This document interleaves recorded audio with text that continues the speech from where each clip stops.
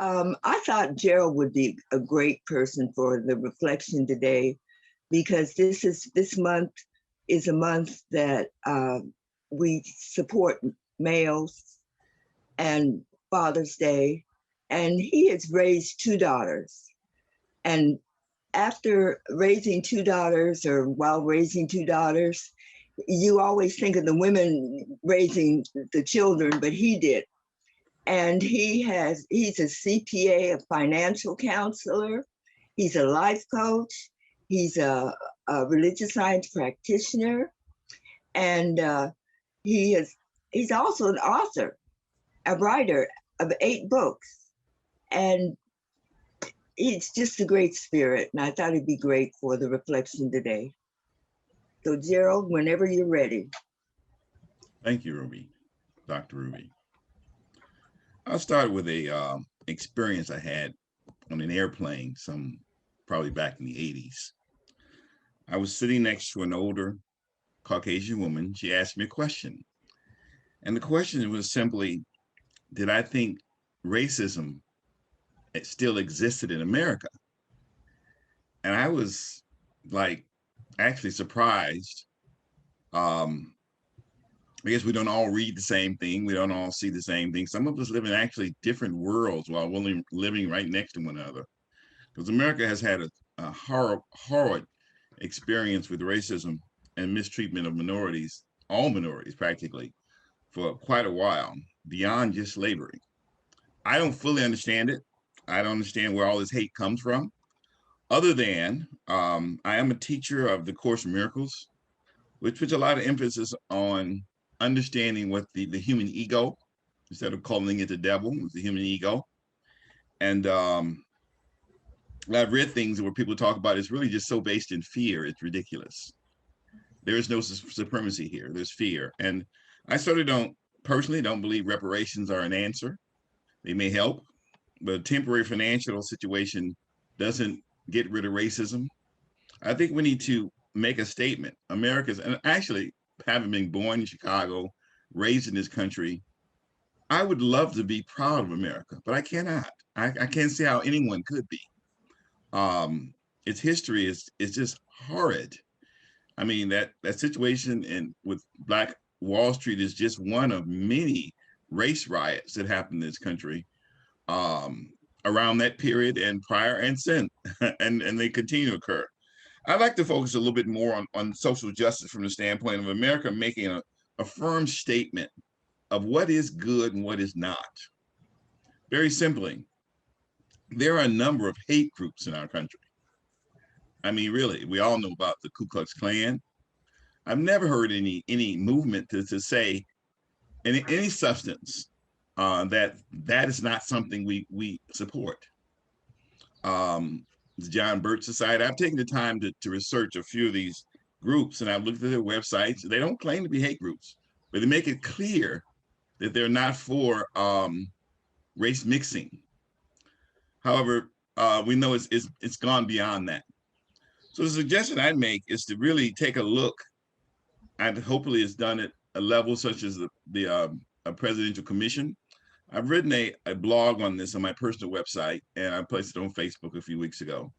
It's really saying that we did a study of some of these groups and find out who are they, where are they, and to absolutely make it unlawful for the members of that group, or past or present, to hold any public office, have any police position in law enforcement, military, on any federal or state level.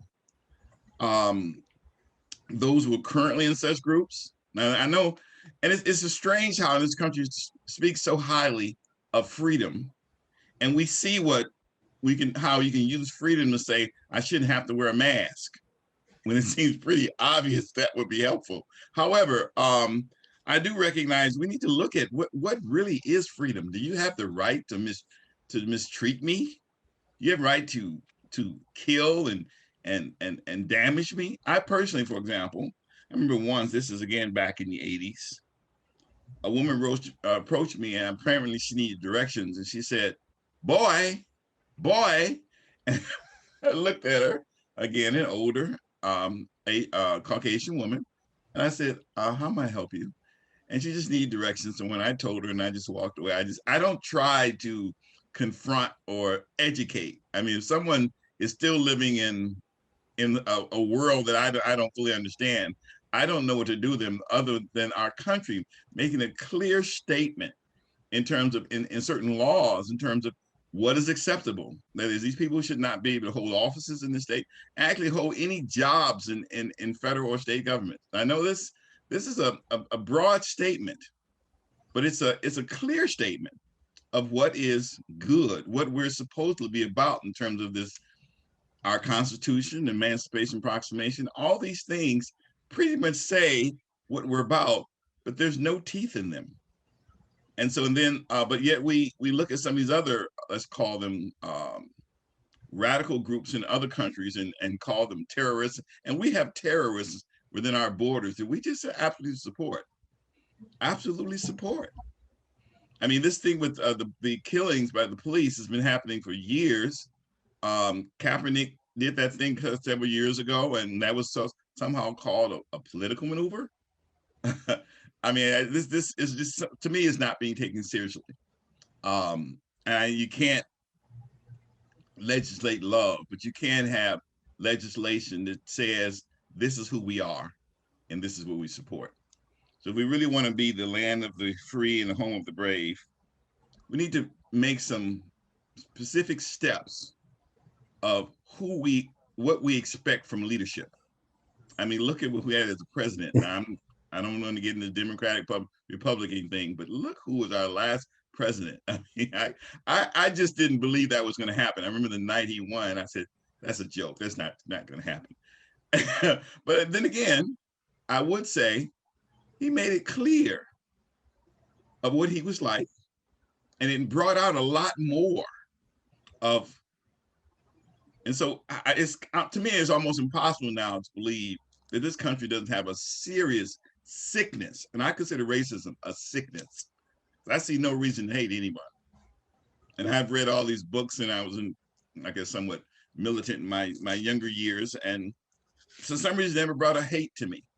It brought to me that, wow, there's some people in our world that just, I mean, really are sick. And so I will continue to write about these types of things. I've got a book coming out about actually spiritual parenting. And it's not oriented to any religion. It's about in terms of some things that I've done. For example, I had the misfortune many years ago of my first wife falling in love with this drug called cocaine. So I raised my children, and they were daughters. And the only thing I couldn't do was hair, but I could do pretty much anything else for them.